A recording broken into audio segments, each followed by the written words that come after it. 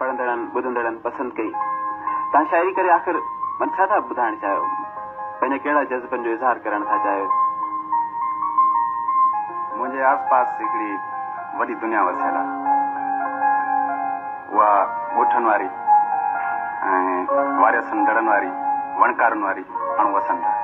उहे माण्हू जेके मुंहिंजा प्यारा माण्हू बि आहिनि, उन्हनि जा अहसास आहिनि, उन्हनि जा जज़्बा आहिनि, उनजूं ख़ुशियूं, उन्हनि जी कावड़, उनजो गुस्सो, उनजो अफ़सोस, उन जा ॾुख, कई कैफ़ियतूं आहिनि। आऊं हिकिड़ी कोशिशि थो करियां, लगातार हिकिड़ी कोशिशि थो करियां त पंहिंजनि सिटुनि में या नज़मनि में उन्हनि खे महफ़ूज़ करे। हिकु दोस्त जो ख़्यालु आहे त अवनी शाइरी जेका हिकु सिट हूंदी आहे हुन में हिकिड़ी पूरी डेफिनेशन अची वेंदी आहे उन माहौल जी। जीअं हिकिड़ो मूंखे तव्हांजी हिकिड़ी सिट यादि थी अचे त आबशार पहाड़नि जा टहक आहिनि या हवाऊं समुंड जूं प्रेम काऊं। इहो हिकिड़ो इतफ़ाक़ हूंदो आहे ऐं शऊरी कोशिशि हूंदी आहे। ख़ुदि शाइरी त हिकिड़ी शऊरी कोशिशि आहे। हर कम जे लाइ इरादो जेको आहे उहो तमामु ज़रूरी आहे। वॾो अमल दख़ल आहे इरादो। को बि तव्हां कमु कंदव त हुन खां पहिरीं तव्हां इरादो कंदव, सोचींदव। इहो हिकिड़ो शौर जो जेको आहे उहो कमु आहे।